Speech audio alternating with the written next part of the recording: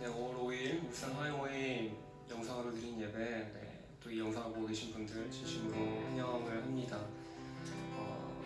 법정 공휴일이라서 또 어떻게 시간들을 보내셨는지 잘 모르겠네요. 여전히 휴일이지만 또 이 영상을 통해서 함께 예배하시고자 하시는 분들께 또 이 영상이 귀한 예배의 통로가 되어주기를 소망합니다. 우리가 이제 한 가지만 주 앞에 기도하며 나아가길 소망합니다. 이 시간 기도할 때 성령의 충만함을 우리가 좀 간구하시면서 주 앞에 나아가십시다. 예배를 통하여서 또 주님의 임재를 갈망하며 또 예배를 통해서 주님께서 말씀하시고자 하는 것이 있다면 그것이 또 무엇인지 깨닫게 하시고자 하는 주님의 그 말씀과 음성이 무엇인지 우리가 그것을 온전하게 듣고 순종함으로 주 앞에 반응하며 나아가는 시간 되어지도록 성령 하나님 아버지, 내 마음과 나의 생각과 나의 영혼을 깨우쳐 주십시오. 우리가 그렇게 좀 기도하시면서 성령의 충만함을 간구하며 주 앞에 기도하며 나아가십시오. 기도하겠습니다.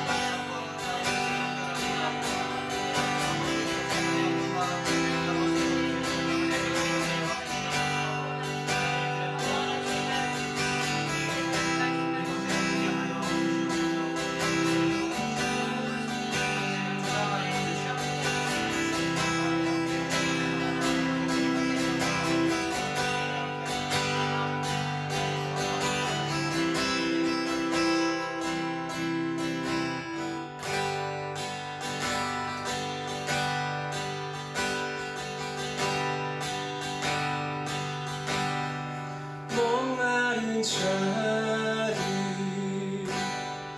약한 자리, 생수의 근원 대신 주님께 나노라. 모든 고통과 슬픔 사라지네. 주의 자리에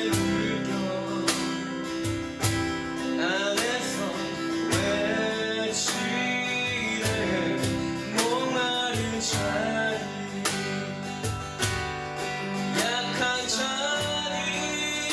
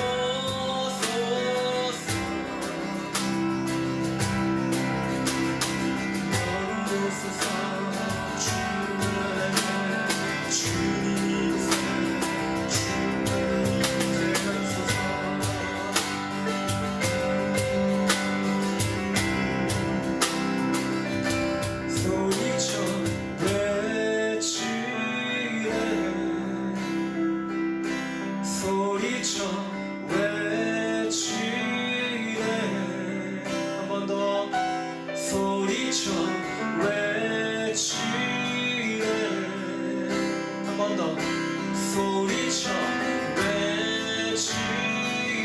한 번 더 선포합시다. 소리쳐 소리쳐 외치네. 다시 한 번 더 소리쳐 소리쳐 외치. 찬양 찬양 주여 오소서. 주여 오소서. 한 번 더 주여 오소서. 주여 여기 오소서. 아멘. 주여 오소서. 성령 하나님 여기 오소서. 성령 오소서. 여기 오소서. 성령 여기 오소서. 성령 오소서. 성령 오소서. 성령 오소서. 성령 오소서. 목마른 자들 약한 자들 생수의 근원 대신 주님께 나오라. 모든 고통과 슬픔 사라지네. 주의 자리에 물결 안에서 외치네.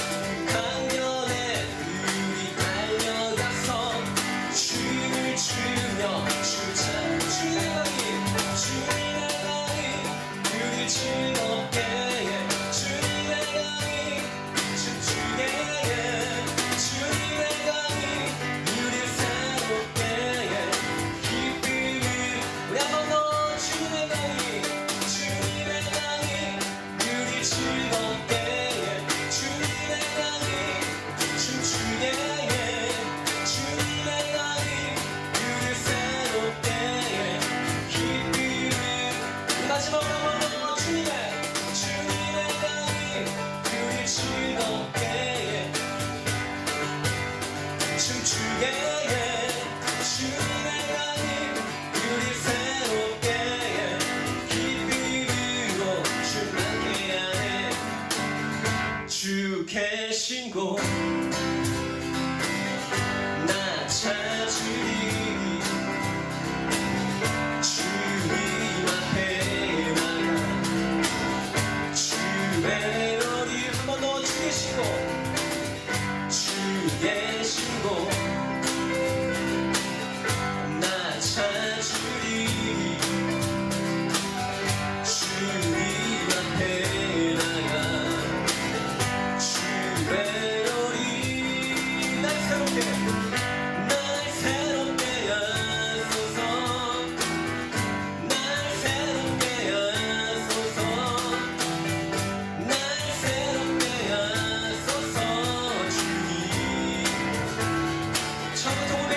주 계신 곳, 주 계신 곳, 나 찾으리 주님 앞에 나가 주의 열이 날 새롭게 하소서 날 새롭게 하소서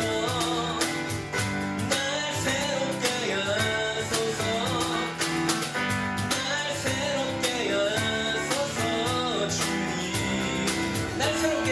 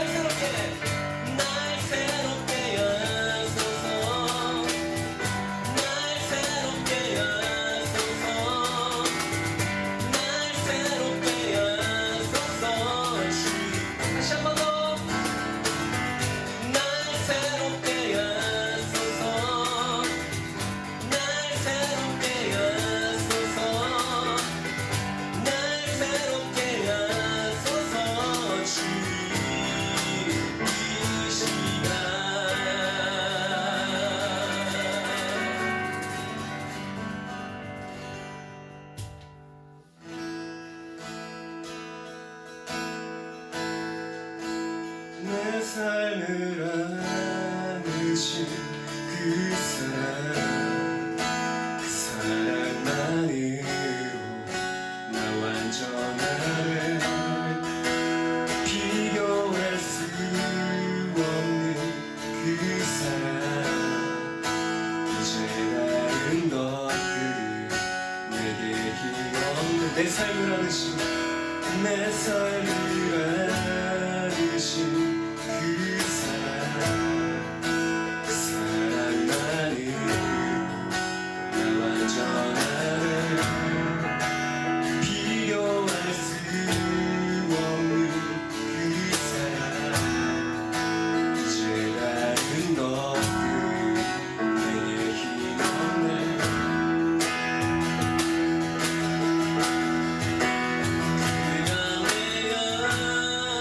내가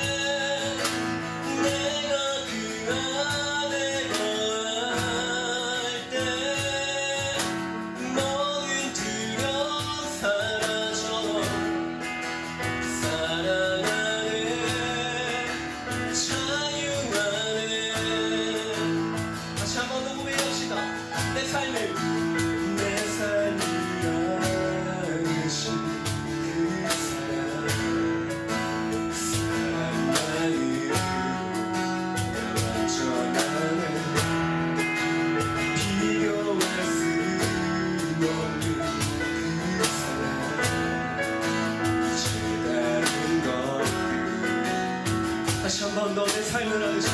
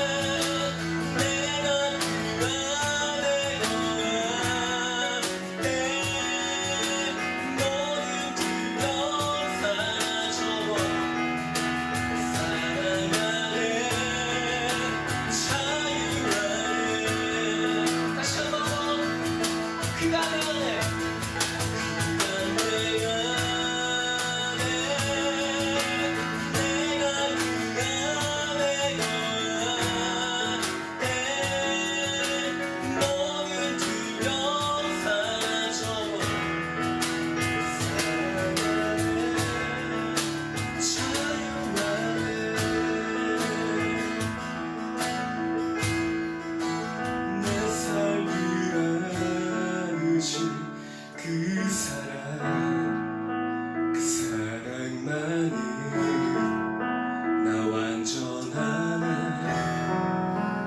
비교할 수 없는 그 사랑 이제 다른 것들 내게 힘없네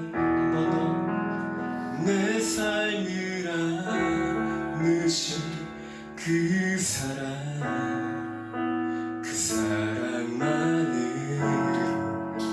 나 완전하네. 비교할 수 없는 그 사랑, 이제 다른 것 내게 힘없네.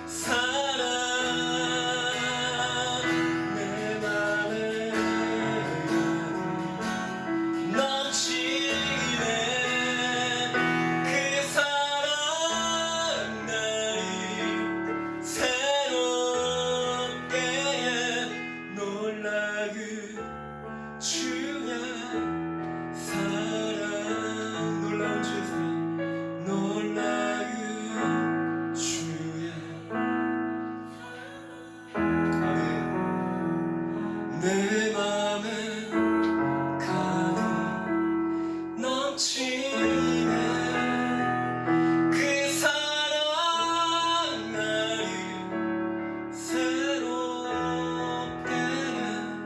놀라운 주의 사랑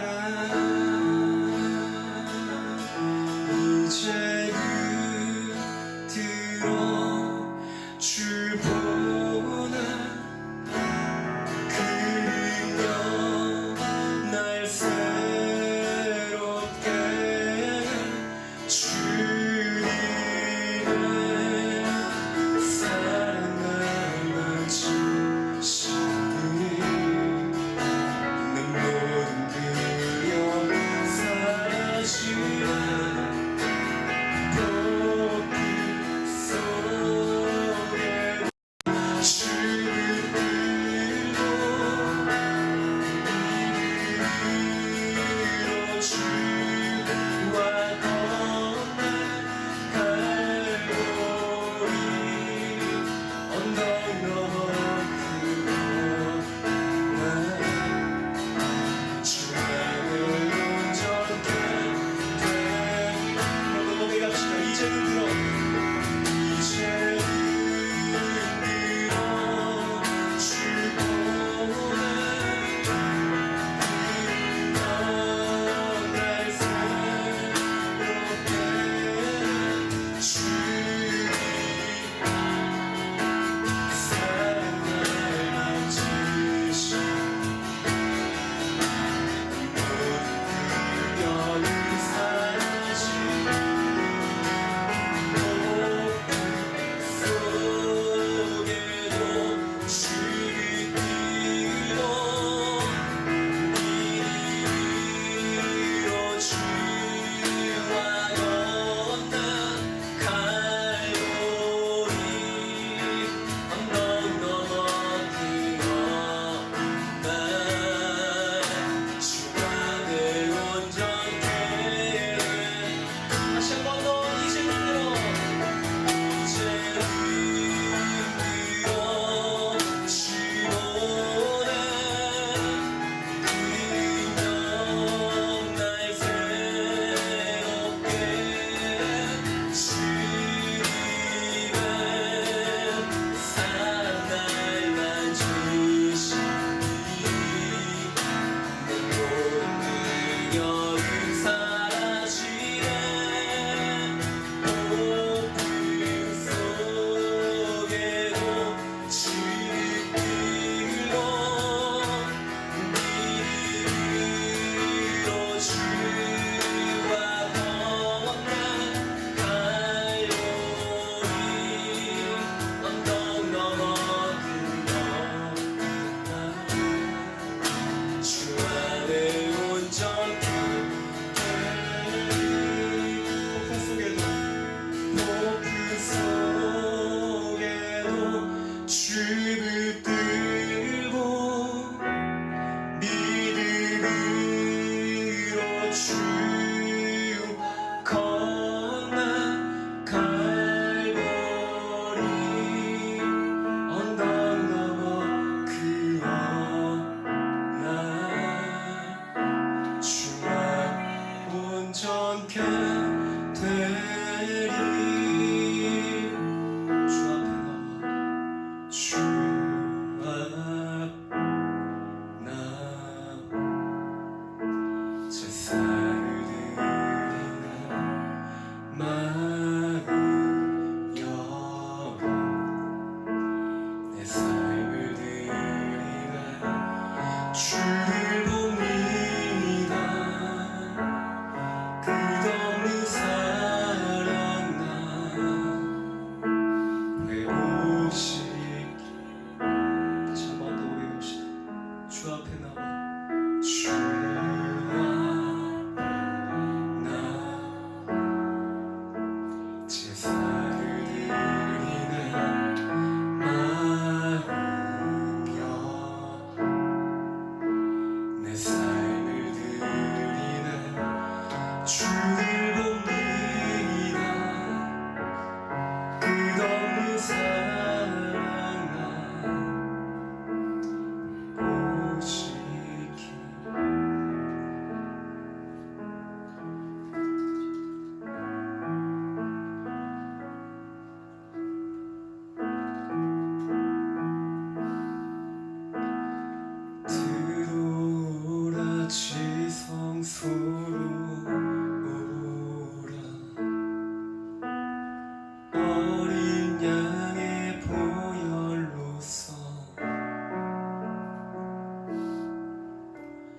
찬양하며 주님 앞에 나와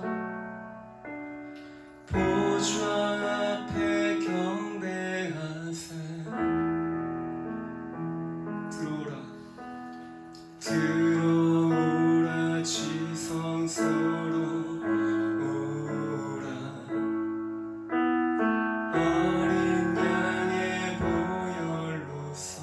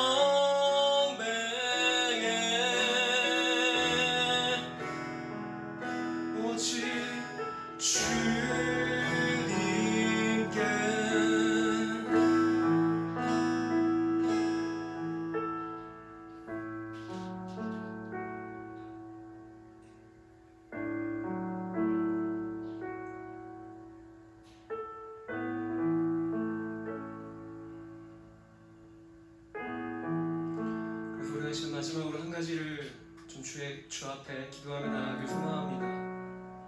마지막으로 드렸던 이 찬송의 고백처럼 주께서 우리를 부르십니다. 우리를 초청하십니다. 주의 임재가 있는 곳, 하나님의 그 거룩하신 초소로 우리를 하여금 들어오라고, 그 지성소로 나오라고 주님이 우리를 초청하고 계시죠. 그럼 우리가 어떻게 주의 그 거룩한 임재가 있는 그 지성소로 나아갈 수 있을까요? 이 시간 제 마음에, 제 머릿속에 떠오르는 스쳐 지나가는 단어 하나가 있습니다. 그것은 바로 코람데오입니다. 우리가 날마다 주의 그 면전에서, 주님의 그 보좌 앞에서 우리가 살아간다라고 하는, 주님의 그 보좌 앞에 우리가 날마다 주님의 그 함께 하심을, 내 삶의 모든 순간마다 하나님이 내 삶에 함께하고 계심을 우리가 의식하고 우리가 그것을 망각하지 않고 잊지 않고 살아간다면 우리의 삶은 하나님이 우리 삶 가운데 늘 언제나 거하기 원하시는 그 충만함 가운데 우리의 삶이 그렇게 살아가게 되어질 줄 믿습니다. 요셉이 형들에게 팔려서 이집트의 노예 생활을 할 때 요셉의 삶이 그러했죠. 비록 노예 신분이고 개인의 자유가 없는 그런 삶이었지만 그는 자신이 섬기는 신 앞에서 날마다 그 코람데오 했던, 그래서 하나님이 말씀하시는 것을 선택하는 삶을 살았던 인물로 우리가 잘 알고 있습니다. 저와 여러분의 삶이 그와 같길 소망합니다. 우리 같이 함께 우리가 삶으로 주 앞에 나아가길 소망합니다. 주님, 나의 삶이 주님이 거하시는 초소, 지성소로서 내가 삶을 살아가기 원합니다. 그러기 위해서 나의 삶이 매 순간마다 코람되어 할 수 있도록 주님 성령 하나님 나에게 힘과 용기를 내주십시오. 내가 날마다 주의 존장 앞에, 주의 면전 앞에 내가 살아간다는 것을 잊지 않고 살아가도록 주님, 나의 영이 늘 깨어서 늘 언제나 그 주님의 임재가 있는 그 지성소로 계속적으로 우리가 갈망하며 달려가는 저와 여러분의 삶이 되었으며 우리 같이 함께 기도하며 나아가길 소망합니다. 함께 기도합시다. 주님 하나님 아버지, 시간 기도하며 나아갑니다. 주님 하나님 아버지, 시간 기도하며 나아가는 것은 아버지 주님 날마다 나의 삶이 아버지 주님의 그 존전 안에서, 주님의 그 면전 앞에서 아버지 주님 하나님 내가 날마다 주님을 의식하며 하나님이 말씀하신 것들을 선택하는 것을 알겠습니다. 아버지 주님, 주님께서 부르시는 아버지께서 말씀하시는 그 지성소로 나아가는 살아가게 해주십시오. 나의 모든 삶의 선택에 아버지 주님 여전히 내가 주역되었던, 내가 여전히 연약한 것들을 선택하며 이대로 아버지 주님께서 나에게 마음에 주시는 그 마음으로 환대되어지는 것들을 내가 선택하며 살아갈 때가 되었습니다. 아버지 주님 여전히 아버지 주님 그와 같은 연약함으로 아버지 주님 착하지 못, 아버지 주님 온전하지 못한 모습을 보이며 살아갈 때가 있지만 아버지 주님, 아버지 내가 날마다 다시 한번 주 앞에 무지장한 결정하며 나아가는 한 가지는 내가 아버지 주님 하나님 아버지의 그 존재 앞에서 내가 보람되어 할 수 있는 생각합니다. 주님 하나님 집에서 주님이 거하시는, 하나님 아버지가 거하시는 우리 아버지 지성소, 아버지 주님이 거하시는 거룩한 초소의 삶을 살아가게 해주십시오.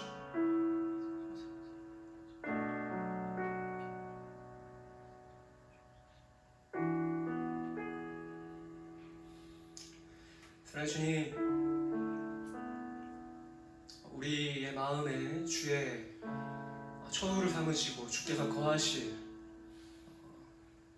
그 마음의 성전을 주님께서 삼으셨다라고 말씀해 주셔서 감사합니다.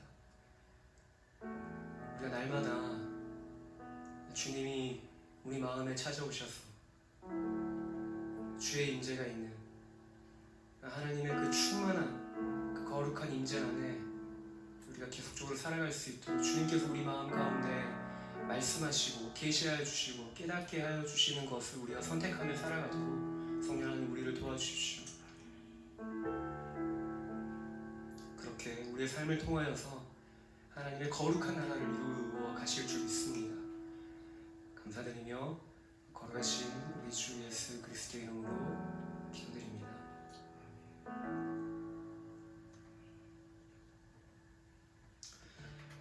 네, 이 시간에는 우리가 또 말씀을 듣기를 소망합니다.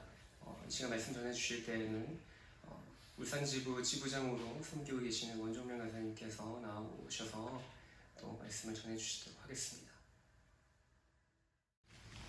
네, 반갑습니다. 화요일에 오신 여러분들을 환영합니다. 영상이지만 오늘도 함께 하나님의 은혜를 나누면 좋겠습니다. 우리 한 번 더 인사하면 좋겠는데요. 지난주처럼 반갑게 손을 들고 우리 앉아계신 간사님들도 함께 손 들고 인사하겠습니다. 시작! 사랑하고 축복합니다. 사랑하고 축복합니다. 네, 잘 맞지 않았지만 그대로 말씀 나누도록 하겠습니다. 오늘 저와 여러분이 함께 볼 하나님의 말씀은 시편 3편 1절로 3절까지의 말씀입니다. 시편 3편 1절로 3절까지의 말씀입니다. 세 구절인데요. 다 함께 우리 읽도록 하겠습니다. 여호와여, 나의 대적이 어찌 그리 많은지요. 일어나 나를 치는 자가 많으니이다. 많은 사람이 나를 대적하여 말하기를 그는 하나님께 구원을 받지 못한다 하나이다. 여호와여, 주는 나의 방패시요 나의 영광이시요 나의 머리를 드시는 자이시니이다. 아멘. 우리가 조금 전에 읽었던 시편 3편은 일반적으로 시편을 기록한 사람의 개인적인 애가로 분류됩니다.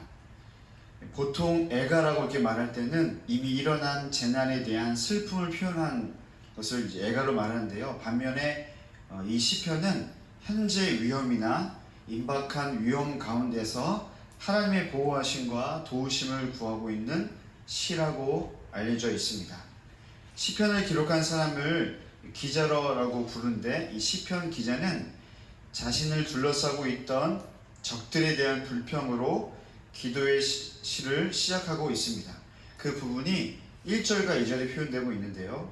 그런데 이 1절과 2절에 불평으로 시작된 기도가 3절부터는 분위기가 바뀌어진 걸 알 수 있습니다. 3절부터 8절까지의 말씀에서는 하나님으로 인하여 궁극적인 승리에 대한 확신을 고백하고 또 기도하고 있는 내용을 담고 있습니다. 그런데 이 시편 3편의 기도의 내용을 살펴보면 그 용어와 표현들이 다소 군사적이라는 것을 우리가 쉽게 알아차릴 수 있습니다. 시편 기자는 자신을 어렵게 하는 자들을 가리켜 1, 2절에서 대적이라고 표현했고 또 7절에서는 원수라는 용어를 사용합니다. 그리고 자신을 도우시는 여호와 하나님을 가리켜서는 방패라고 그렇게 사용하고 있는데 이는 시편 기자가 자신에게 당면한 어떤 위기를 본질상 군사적인 어떤 문제였다는 것을 암시해주고 있는 것입니다. 시편 3편에 이렇게 군사적인 요소가 많다는 것은 여러분 갖고 있는 성경 시편 3편의 그 표제, 제목을 보면 알 수 있는데요. 뭐라고 나와 있습니까? 아마 이렇게 나와 있을 텐데요. 다윗이 그의 아들 압살롬을 피할 때의 지은 시라고 적혀 있습니다. 다윗은 아들 압살롬의 반역으로 인해서 왕궁을 버려준 채 다른 곳으로 피신해야만 했던 것입니다. 다윗은 이때 노래했고 기도했던 것이고요. 정리하면 시편 3편은 군사적인 어떤 위기에 직면한 왕이 하나님의 도우심과 승리를 요청하고 있는 찬양의 기도였던 것입니다. 그래서 시편 3편은 아픔과 슬픔이 서려있는 애가였으며 또한 여호와 하나님만을 바라보며 승리를 구하고 있는 승전가이기도 합니다. 그런데 이렇게 시편 3편의 내용을 살펴보면 슬픔의 애가에서 승리의 승전가로 바뀌게 되는 변곡점이 있는 것을 발견하게 됩니다.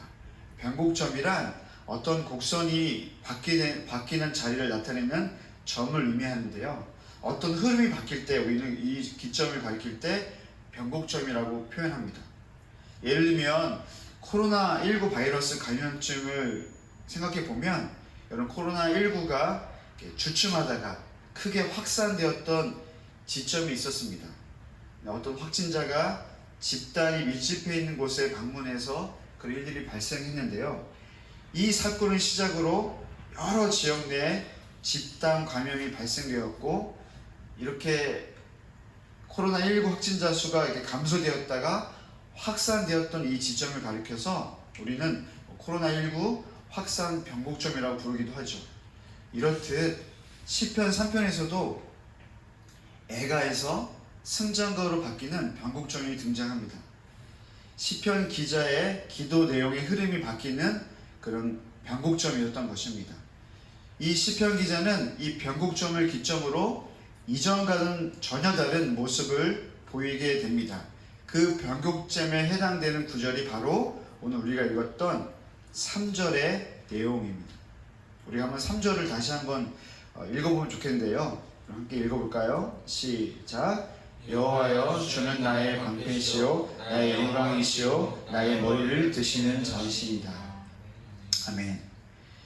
다윗은 3절을 변곡점으로 두고 모든 자신의 이 앞절과 다르게 다른 모습을 보이게 되는데요. 저는 오늘 3절을 중심으로 주님께서 우리에게 주시는 교훈이 무엇인지 함께 살펴볼 예정입니다. 첫 번째, 이 말씀을 통하여서 하나님께서 우리에게 주시는 교훈이 무엇일까? 첫 번째는 변곡점이 있기 전에 다윗은 자신의 괴로움을 보았다라는 것입니다. 아까 제가 변곡점이라는 걸 여러분 설명드렸듯이 변곡점은 무엇인가 바뀌게 된 흐름을 주는 어떤 지점이라고 제가 설명드렸습니다. 시편 3편에서도 변곡점이 등장합니다.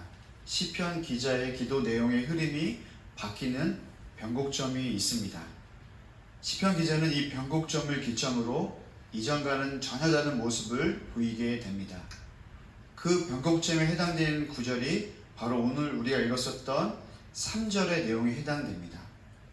다윗은 3절을 변곡점으로 모든 것이 달라지는데요. 이 3절을 통해 이 3절을 중심으로 주님께서 우리에게 주시는 교훈이 무엇인지 살펴보도록 하겠습니다. 첫 번째 주는 교훈은 변곡점이 있기 전 다윗은 자신의 괴로움을 보았다라는 것입니다. 변곡점이 있기 전 다윗이 본 것은 그를 대적하는 대적이었습니다. 사무엘하 15장 말씀에 의하면 다윗을 대적하는 대표적인 인물들은 바로 아들 압살롬과 충신 아히도벨이었습니다. 사무엘하 15장 31절 말씀에 다음과 같이 기록하고 있습니다. 어떤 사람이 다윗에게 알리되 압살롬과 함께 모반한 자들 가운데 아히도벨이 있나이다 하니, 이 말씀에 의하면 다윗은 아히도벨의 배신을 뒤늦게 알게 된 것입니다. 아히도벨의 입장에서 보면 다윗을 버리고 압살롬을 선택하게 된 결정적인 이 변곡점은 이스라엘 백성들의 마음이 압살롬에게로 돌아갔을 때였던 것입니다. 사무엘하 15장 12절 말씀입니다. 제사 드릴 때에 압살롬이 사람을 보내 다윗의 모사 길로 사람 아히도벨을 그의 성읍 길로에서 청하여 온지라 반역하는 일이 커감에 압살롬에게로 돌아오는 백성이 많아지니라. 이 말씀에 의하면 아히도벨의 배신은 압살롬이 왕이 되는 분위기 속에서 예고된 수순이었던 것입니다. 백성들의 마음까지 압살롬에게 돌아선 걸 보니 제 아무리 다윗의 최고 참모였던 아히도벨을 할지라도 백성들처럼 마음이 돌아설 수밖에 없었던 것입니다. 다윗을 대적하는 자들은 압살롬, 아히도벨 두 사람뿐만이 아니었습니다. 사무엘하 15장 13절 말씀에 의하면 이런 표현이 있습니다. 전령이 다윗에게 와서 말하되 이스라엘의 인심이 다 압살롬에게로 돌아갔나이다 한지라. 이스라엘 백성들의 마음이 모두 압살롬에게 돌아갔고 이들은 결국 살기 위해 다윗을 대적하야만 했던 것입니다. 그런데 이 말씀에서 인심으로 번역된 히브리어를 주목해 볼 필요가 있습니다. 여기서 이 히브리어는 레브라는 단어인데요. 그 의미가 인심으로 번역한 것보다 좀 더 셉니다. 이 히브리어 레브가 의미하는 원어 의미는 인간의 지정의를 포함한 모든 광범위한 마음을 가리키는 것입니다. 즉, 이 레브라는 단어는 인심으로 번역되어 있지만 원래 의미를 살리면 중심으로 번역하는 게 맞습니다. 이스라엘의 모든 중심이 압살롬에게로 갔다는 것입니다. 그런데 여기서 더 나아가 이스라엘로 번역한 히브리어가 고유명사라는 것이 또 한 번 주목해 볼 필요가 있습니다. 이는 이스라엘이라는 나라를 가리키는 이 정도의 의미가 아니라 이스라엘을 이어오신 하나님까지를 의미하는 것입니다. 이 모든 원어의 의미를 종합해 보면 다윗을 대적하는 자들은 이스라엘 사람들 중 압살롬을 지지하는 특정 집단 그뿐만이 아니었던 것이죠. 혹은 지난날 다윗의 가는 범죄로 인해서 다윗에 실망하여 다윗의 왕권에 불만이 있었던 반대 다윗계 사람들만이 아니었던 것입니다. 사무엘을 기록한 이 기자가 얘기하고 있는 것은 무엇이냐면 다윗을 대적하는 이들은 바로 이스라엘 나라 전체였고 이스라엘 백성 전체였고 그리고 이스라엘의 모든 사람들 그들 중심으로 다윗을 버리고 압살롬에게 돌아갔다라고 표현하고 있는 것입니다. 다윗은 한순간에 그에게 있었던 모든 이들로부터 배신을 당하게 되는 것입니다.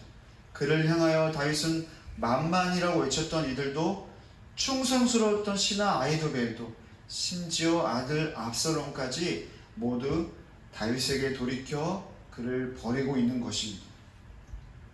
저희들 인생을 살아가면서 가장 고통스러울 때가 있는데요.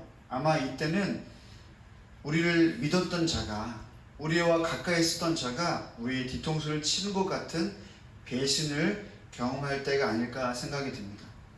짧은 저희 인생에서도 모든 이들이 저를 버린 것 같은 마치 배신을 경험했을 때가 있었는데요. 제가 중학교 3학년 때 일이었습니다. 그때 제가 욕했다라는 선생님이 욕했다라는 누명을 당했던 적이 있었는데요. 당시 저는 선생님에게 사실 그런 일을 한 적이 없었고 제가 이제 당했다라고 표현하는 까닭도 제가 한 일이 아니었기 때문에 이렇게 표현했던 거죠. 저는 이 욕했다는 이 일로 인해서 무기정학이라는 중벌을 당할 위기에 놓였었습니다. 그런데 제가 무기정학을 당할 거라는 어떤 위협보다 저를 더 고통스럽게 했었던 사실은 사실 다른 데 있었습니다. 그것은 제가 버림받았다는 느낌을 받았다라는 그것 때문에 그랬던 거죠. 전 당시 학급에서 이제 공부를 잘해서 그런 건 아니고 제가 좀 명예욕이 있었나 봐요. 반장으로 봉사하고 있었고 또 담임 선생님과도 사이가 제법 좋았었습니다. 교무실에 자주 가다 보니까 주변 선생님들과의 관계도 괜찮았고 이렇게 손가락질 당하지 않을 정도로 꽤 인정을 받는 중3 시절을 보내고 있었습니다. 그런데 그때 저에게 위기가 온 거죠. 그것도 제가 잘못해서 생긴 위기가 아니라 누군가 저에게 누명으로 이렇게 덮어 씌워서 저에게 위기가 닥쳐왔던 것입니다. 이 위기가 왔을 때 저는 철저히 혼자였었습니다. 담임 선생님도 저를 믿지 못하셨고 또 다른 주변 선생님들도 저를 보는 시선이 한순간에 바뀌었습니다. 어린 나이였지만 제가 그때 깨닫게 된 게 있었어요. 정말 한순간이구나. 한순간에 모든 이들이 나를 떠날 수도 있구나 라는 사실이었던 거죠. 오늘 다윗 또한 자신을 배신하는 이들로부터 인간적인 괴로움을 묘사하고 있는 것입니다. 그것이 바로 1, 2절의 고백이었던 거죠. 다윗은 그를 대적하는 이들이 많다고 투정하듯이 기도하고 있는 것입니다. 1, 2절에서 대적으로 번역된 히브리어가 있지 않습니까? 이 히브리어가 차르라는 단어인데요. 이 차르라는 단어 안에 여러분 놀랍게도요 괴로움이라는 의미를 담고 있어요. 괴로움. 시편에서 차르라는 단어가 또 다른 표현에서는 환난, 곤란이라는 표현으로 번역되고 있는데요. 즉 다윗에게 대적은 누구였던 것입니까? 그를 환난케 하고 그를 곤란하게 만들어서 결국 그를 괴롭게 만들었던 이들, 바로 그것이 그의 대적자였던 것입니다. 다윗의 괴로움은 사무엘하 15장 30절 말씀에서 구체적으로 기록하고 있습니다. 이 말씀을 우리가 한번 좀 찾아보면 좋겠는데요. 사무엘하 15장 30절 말씀입니다. 우리 함께 읽어보겠습니다. 다윗이 감람산 길로 올라갈 때 그의 머리를 가리고 맨발로 울며 가고 그와 함께 가는 모든 백성들도 각각 자기의 머리를 가리고 울며 올라가니라. 다윗의 괴로움은 도망치는 그의 행동에서 엿볼 수 있습니다. 그는 무엇을 지금 하고 있습니까? 다른 백성들과 함께 머리를 가리고 있습니다. 여기서 머리로 번역된 히브리어가 있습니다. 이 히브리어가 뜻하는 의미가 무엇이냐면 산두, 우두머리로 번역된 의미를 갖고 있습니다. WBC 주석에서는 이 머리를 가리고라는 이 표현을 그냥 진짜 실제로 머리를 가렸다 이런 표현일 수 있지만 또 어떤 의미가 있냐면 애통의 표현으로서 머리에 먼지나 재를 뿌리는 행동을 아마 했을 것이다 라고 번역하고 있습니다. 어떤 해석이든 여러분, 지금 다윗이 이 머리를 가리고 있는 이 표현은 이스라엘의 한 나라의 우두머리로서 여러분 그렇게 좋은 모습이 아닌 거죠. 머리를 숙이든 머리에 재를 덮어 쓰든 그는 괴로움 가운데 있었다라는 것입니다.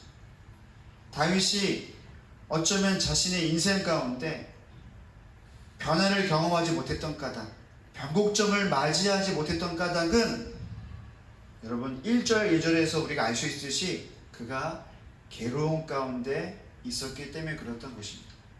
괴로움에 집중했던 다윗은 하나님의 이름을 불렀지만 어떤 변화도 경험할 수 없었다라는 것입니다.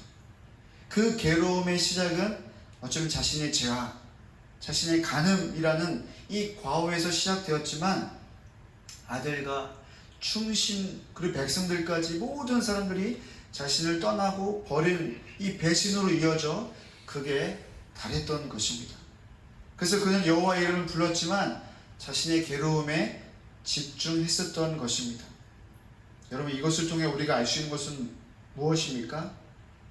여호와 하나님의 이름을 부른다 할지라도 우리가 우리의 대적을 바라보고 그 대적으로 인해 괴로움 가운데 있을 때 아무런 변화가 없다는 것입니다. 사랑하는 여러분, 여러분의 인생의 대적은 무엇입니까? 또 누구입니까? 그 대적에게서 시선을 떼시기 바랍니다. 그 대적에게서, 그 문제에게서 탈출하시기를 부탁드립니다. 그리고 그 대적으로 인해 그동안 받았던 모든 괴로움에서 얼른 빠져나오시길 바랍니다. 그 괴로움은 여러분을 삼켜버릴 것입니다. 물론 어떤 문제와 고통으로 인해서 슬퍼할 수 있지만 그 슬픔에 잠겨버리기 시작할 때 그 슬픔은 여러분을 우울하게 만들 것이고 여러분을 늪에 빠지게 할 것입니다. 오늘 본문이 우리에게 주는 두 번째 교훈이 있습니다. 그것은 무엇입니까?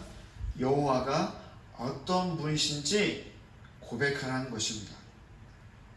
대적에 두려워하고 괴로움 가운데 힘들어하던 다윗에게 변곡점이 일어났던 시기가 있었습니다. 그가 여호와를 제대로 보기 시작할 때 그것이 가능했던 것입니다. 우리 3절을 보시는데요. 우리 3절을 한번 힘있게 읽어보면 좋겠습니다. 여호와여 주는 나의 방패시요 나의 영광이시요 나의 머리를 드시는 자시이다. 아멘. 여러분 이 말씀 우리가 아멘 하게 되지 않겠습니까? 여기서 다윗이 뭐라고 얘기하고 있습니까? 하나님이 자신을 보호해 주고 계신 방패라고 고백하고 있습니다. 그리고 그는 하나님이 자신의 영광인 것을 고백하고 있습니다. 그는 버림받은 왕으로서 더 이상 그에겐 영광이 없습니다. 더 이상 과거의 업적이나 어떤 현재 자신의 어떤 왕의 모습으로는 잠재력으로는 어떤 영광도 받을 수 없는 것을 그가 알고 있었습니다. 지금 그가 하나님을 향하여서 나의 영광이시오라고 한 고백은 그 영광이 오직 만군의 왕 되신 하나님께 있다는 것을 고백하고 있는 것입니다. 마지막으로 다윗이 무엇을 고백합니까? 그가 손으로 가리고 그리고 재를 덮어 쓴 자신의 수치스러웠던 그 머리를 들어주신 분이 누구라고요? 하나님이심을 고백하고 있는 것입니다. 머리를 드신다 이 표현은 다윗의 왕권을 이전으로 복귀시키도록 해주시는 그 분이 하나님이심을 또한 의미하는 것입니다.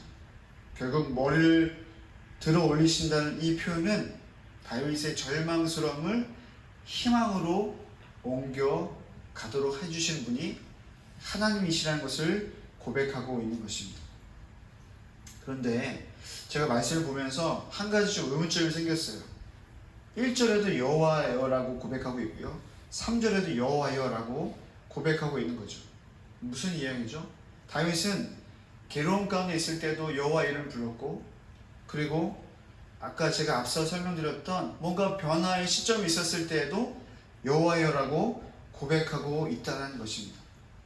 즉 다윗은 대적자를 보았을 때도 여호와 이름을 불렀고, 괴로움이 가득했을 때도 여호와 이름을 불렀습니다.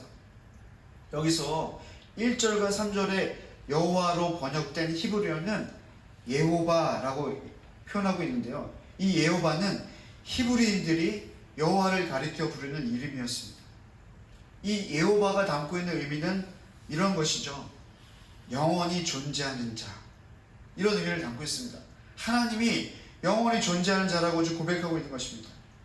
무슨 이야기입니까? 다윗은 자신이 대적자에 둘러싸여 괴로움 가운데 있을 때에도 하나님이 존재하시는 것을 알고 있었다는 거예요. 하나님 존재하신다는 고백하고 있다는 것입니다. 그렇다면 3절의 여호와라는 고백, 즉 그가 하나님을 예호바, 존재하시는 분입니다라는 고백이 1절과 2절의 고백과 무엇이 달랐을까? 그것에 좀 집중할 필요가 있을 것 같습니다. 여러분, 3절에서 다윗이 부르고 있는 여호와, 다윗이 부르고 있는 예호바, 이 이름은 무엇이 있는 것입니까? 1절과 2절과 다르게 바로 여호와의 이름이 담겨져 있다는 것입니다. 하나님에 대한 구체적인 고백을 하고 있다는 것입니다. 3절에 비해 1, 2절에서 다윗이 여호와여라고 부르는 이 고백 가운데서는 여러분, 우리가 알 수 있듯이 다윗이 자신의 대적자와 괴로움을 나열하고 있는 것을 우리가 알 수 있습니다. 자신의 마음에 집중하고 있는 것입니다. 그런데 여러분, 3절에는 무엇을 알 수 있습니까? 다윗은 자신에게서 시선을 옮겨 여호와 하나님의 이름을 고백하고 있는 것입니다. 저 군대 시절에도 이렇게 하나님의 이름을 다윗처럼 고백했던 적이 있었던 것 같아요. 제가 자꾸 저의 과거를 얘기해서 좀 부끄럽지만 중3 때 억울하게 욕했다는 누명을 어떤 사건이 있었던 것처럼 군대에서도 좀 유사한 일들이 있었습니다. 욕은 아니었고, 제가 똑같은 어떤 어려움을 겪었을 때 제가 이제 군대에서 이렇게 군장이라는 게 있거든요. 30kg 되는 무거운 군장을 메고, 그때 겨울이었는데 눈 덮인 운동장도 아니죠, 이렇게 연병장이죠. 그 운동장을 일주일간 아침부터 저녁까지 돌았던 적이 있었습니다. 물론 여러분 저를 볼 때 이렇게 생각하시겠죠. 무슨 문제를 일으켰나. 큰 문제는 아니었지만 동일하게 좀 억울했던 일이었어요. 근데 여러분, 제가 그 연병장을 돌면서, 운동장을 돌면서 자주 고백하던, 자주 부르던 그 하나님의 이름이 바로 이 시편 3편의 고백이었는데요. 사실 초반에는요, 너무 억울해서 1절과 2절처럼 그것에 집중했죠. 하나님, 저를 대적하는 사람이 너무나 많습니다. 저를 억울하게 하는 사람이 너무나 많이 있습니다. 너무 힘이 듭니다. 저 억울합니다. 근데 이렇게 고백하다가요, 시간이 좀 흐르다가 보니까 어느 순간 제가 3절의 고백을 하고 있더라고요. 하나님 나의 방패이십니다. 하나님 나의 영광이십니다. 하나님, 저는 지금 연병장을 돌고 있지만 언젠가 하나님은 저의 수치심을 회복해 하시고 저의 부끄러운 모습을 온전케 하시는, 저의 머리를 드시는 분이십니다라고 제가 고백하고 있는 것을 보게 되었습니다. 그때 제가 알게 되었어요. 나의 고백에 힘이 있는 것이 아니라 여호와의 이름에 힘이 있다는 것을 말합니다. 여러분에게 여호와 하나님은 어떤 분이십니까? 대적자와 괴로움으로부터 여러분을 그냥 위로해 주시는 그 정도의 여호와이십니까? 아니면 대적자와 괴로움으로부터 여러분을 막아주시는 방패이시고 영광이시고, 그리고 여러분의 머리를 들어 올려주시는 영광스러운 분이십니까? 오늘 말씀을 통하여서 주님 우리에게 교훈하고 있습니다. 도전하고 있는 것입니다. 여호와의 이름을 부르라고 우리에게 이야기하고 있는 것입니다.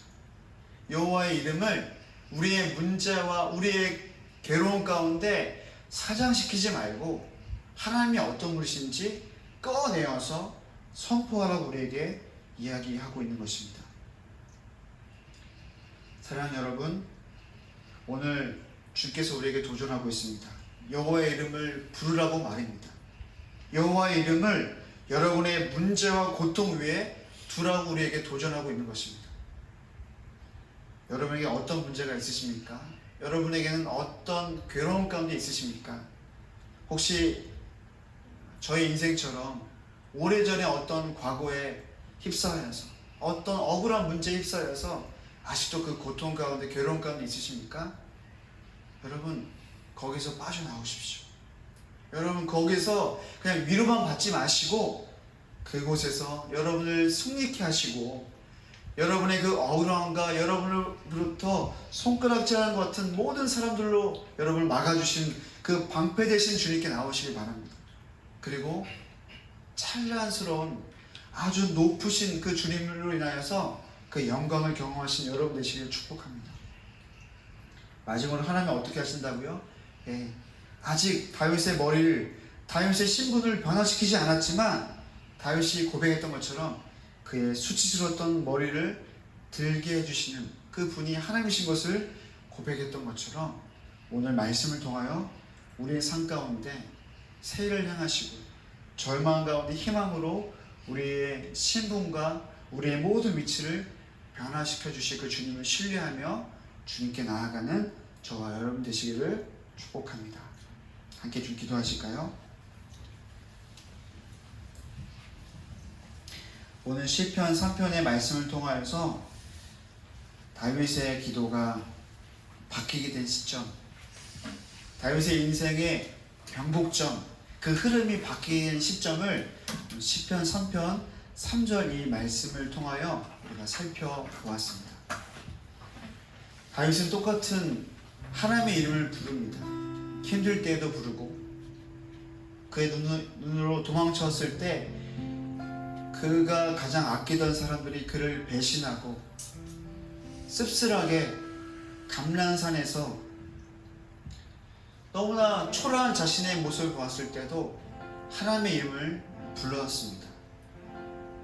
여러분도 하나님의 이름 부르지 않습니까? 힘들 때도 부르고 문제가 있을 때도 부르고, 그리고 오늘 다윗처럼 그 문제와 괴로움 가운데 있었을 때도 부르지만 또 하나님의 이름을 부를 때가 있다는 것입니다. 여러분, 우리가 하나님의 이름을 부르다 보면 가끔 착각할 때가 있죠. 내가 간절하지 않아서, 내가 뭔가 잘못해서 하나님이 내 기도를 응답하시지 않는가? 라고 착각할 때가 있는 것을 우리가 발견할 때가 있습니다. 오늘 말씀에서도 어쩌면 다윗도 그런 마음을 느꼈는지 모르겠어요. 분명히 하나님의 이름을 부르기 시작하고 또 하나님을 찾기도 했는데 아무런 변화가 있는 것처럼 보이지 않고 상황은 더 어려워지고, 여러분 그때 다윗이 시편 3편 3절에서 했던 태도와 그 고백은 무엇이었습니까? 하나님의 이름을 구체적으로 고백했다라는 것입니다.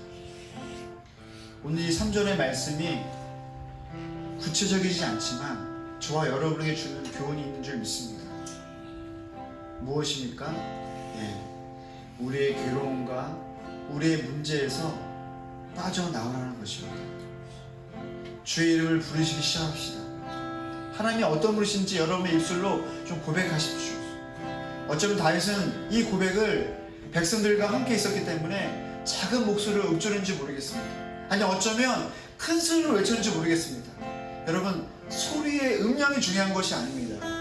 여러분이 직접 부르는 것입니다. 하나님이 어떤 분이십니까? 여러분 입술로 이 시간 함께 고백하시면서 주 앞에 나아가시면 좋겠습니다. 함께 기도하시겠습니다. 하나님, 그렇습니다. 하나님은 나의 방패이십니다. 하나님은 나의 구원자이십니다. 하나님 나를 일으켜 세워주시는 분이십니다. 하나님 나의 소망 되십니다. 하나님은 나의 영광이시고, 하나님 나의 승리자이시고, 하나님 나의 위로자이실 뿐만 아니라 하나님 나의 삶 가운데 세일을 행하시는 놀라운 분이십니다. 그 주님을 찬송합니다.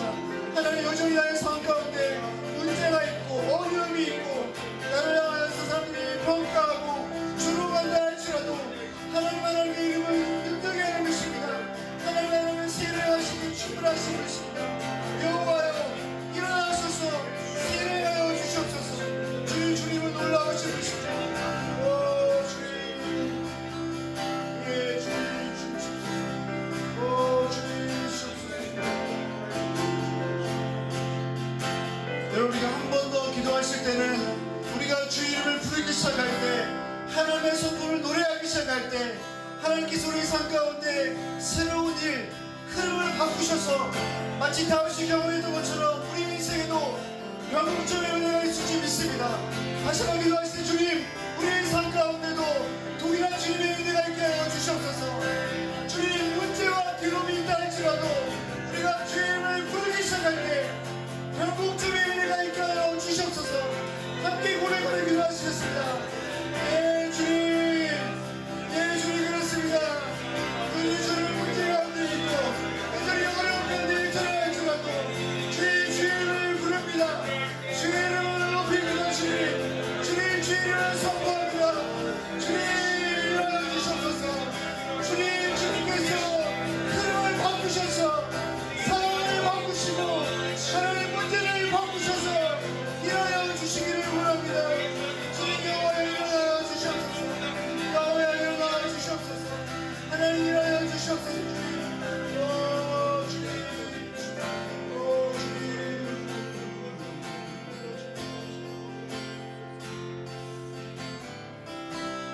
여호와여, 주는 나의 방패시오 나의 영광이시오 나의 머리를 드시는 자이시이다. 내가 나의 목소리를 여호와께 부르짖으니 그의 성산에서 응답하시는도다. 하나님, 일어나시옵소서. 나의 문제와 나의 대적자들과 나의 괴로움 가운데서 헤매고 있는 나의 삶 가운데 일어나셔서 세일을 행하여 주시옵소서. 하나님, 오늘 우리가 시간 기도했던 것처럼 하나님, 우리가 여호와의 이름을 부르기로 결정하오니 주님, 주의 이름으로 말미암아 우리 삶 가운데 일어난 모든 문제와 괴로움 가운데 세일을 행하여 주시옵소서. 절망 가운데 소망을 허락하신 우리 주이신 줄 믿사오니 주님, 우리의 머리를 들어주시고 우리의 소망이 되어주시며 우리의 눈물을 닦으실 뿐만 아니라 하나님, 우리의 삶 가운데 마땅히 받으셔야 될 영광을 홀로 받아 주시옵소서. 하나님, 우리 인생에도 변곡점의 은혜를 경험하기를 원합니다.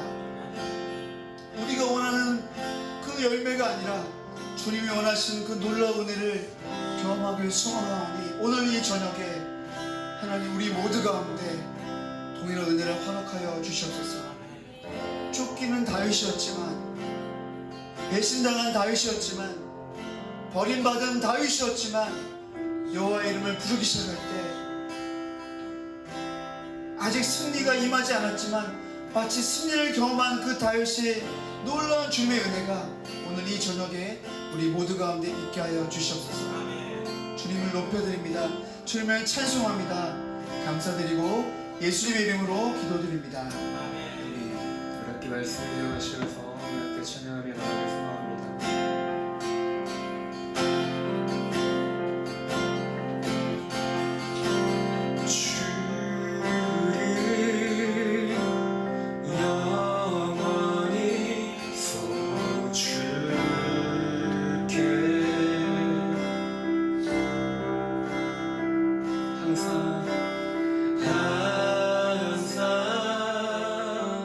주지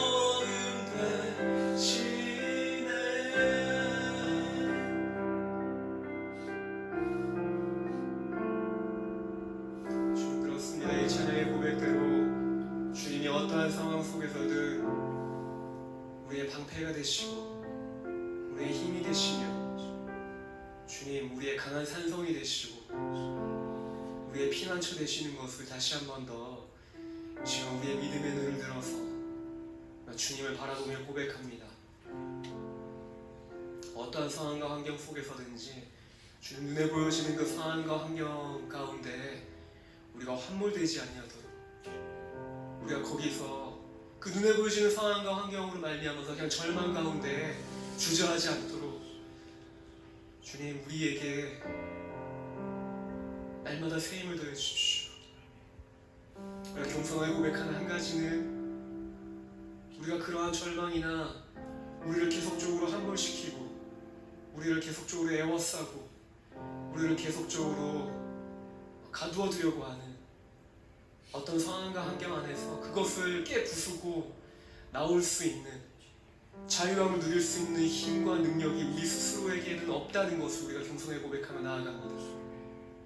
성령 하나님 우리를 도우시고 우리의 유일한 구원이시고 소망이신 그 주님을 바라보며 나아가는 저와 또 이 예배 가운데 나오는 모든 회중들이 되어주도록 지금 기도하며 나아가오니 주님 우리 삶 가운데 그렇게 역사하여 주십시오. 감사드리며 거룩하신 우리 주 예수 그리스도의 이름으로 기도드립니다. 우리가 시간 마지막으로 우리를 교회로 부르신 그 부르심을 따라 우리가 이 시간 마지막 찬양으로 선포하시면서 주 앞에 나가길 소망합니다. 교회여 일어나 주께서 부르신 두려움 시대 내려놓고 교회여 일어나 교회여 일어나 주께서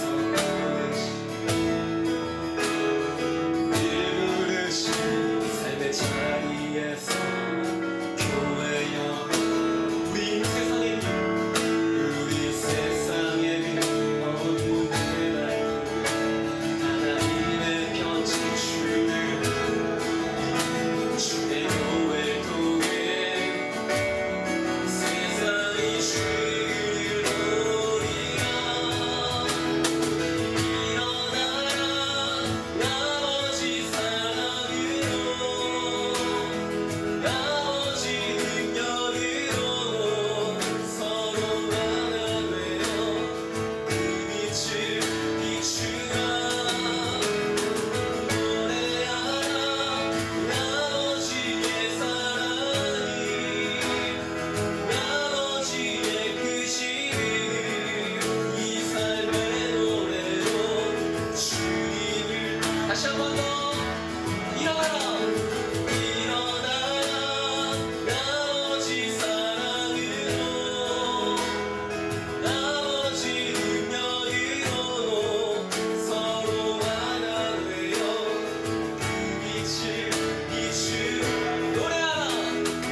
노래하라 아버지의 사랑을 아버지의 크심을 이 삶의 노래로 주님을 나타내라 이 땅의 교회를 향해 일어나라 한 번 더 선포합시다.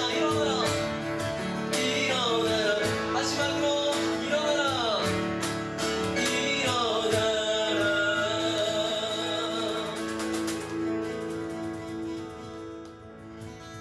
네, 5월 5일 화요 모임 영상 여기까지 마무리하도록 하겠습니다. 5월 한 달 동안도 저희가 유튜브로 찾아뵐 것 같습니다. 다음 주 또 화요 모임도 기대해 주시길 바랍니다. 다음 주에 뵙겠습니다.